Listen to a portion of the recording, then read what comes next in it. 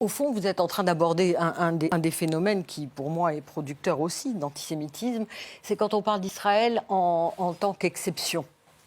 L'État paria parmi tous les États, c'est le seul qui est désigné, c'est terrible. Alors moi, entrez sur le site de l'Union européenne à la rubrique sanctions de l'Union européenne.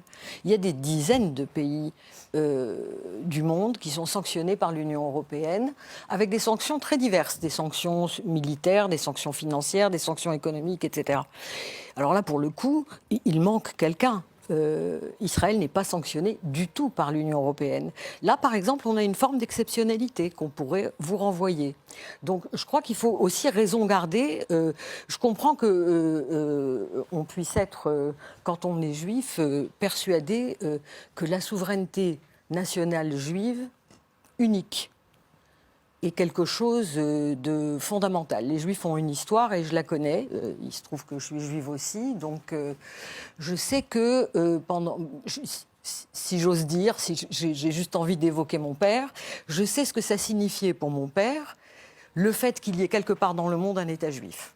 Après la guerre, après la colonisation française, je sais ce que ça signifiait pour lui et je le comprenais.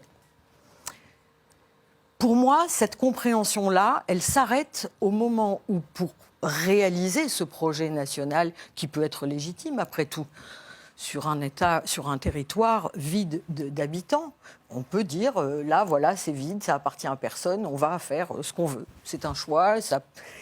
Là où ça s'arrête pour moi, en tout cas, et pour sans doute beaucoup d'antisionistes comme moi, c'est quand pour faire ça, on s'en prend à un peuple qui n'a absolument rien à voir avec toute cette histoire juive et qui est progressivement écrasé depuis près d'un siècle dans le silence. Parce que tout ce que nous venons de dire ne fait que dessiner un énorme trou au milieu de ce studio, qui est ce qui se passe aujourd'hui.